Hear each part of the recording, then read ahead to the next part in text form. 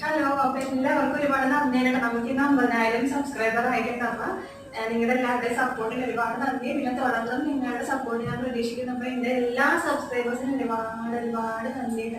അപ്പൊ ഇന്നാണ് 50,000 സബ്സ്ക്രൈബർ ആയത്. അപ്പൊ 50,000 ആകുമ്പോൾ ചേട്ടൻ കേക്കൊക്കെ മേടിച്ച് കുടിക്കാൻ വന്നിട്ടുണ്ട്. അതുപോലെ ഞങ്ങൾ കേക്കൊക്കെ മേടിച്ചു കൊടുക്കുന്നത് വെച്ചിട്ടുണ്ട്. നമുക്ക് കുടിക്കാട്ടാ.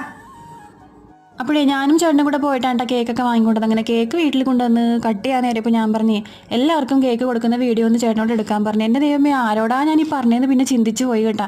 ഇതൊന്നും ക്യാമറയിൽ വന്നിട്ടുണ്ടായിരുന്നില്ല. പിന്നീട് ഞാൻ കരുതിയിട്ട് ആ സ്റ്റാൻഡ് തന്നെ മതിയായിരുന്നു. ചേട്ടൻ ഏതോ സ്വപ്ന ലോകത്ത് നിന്നിട്ടാണ് ആ വീഡിയോ എടുത്തത്.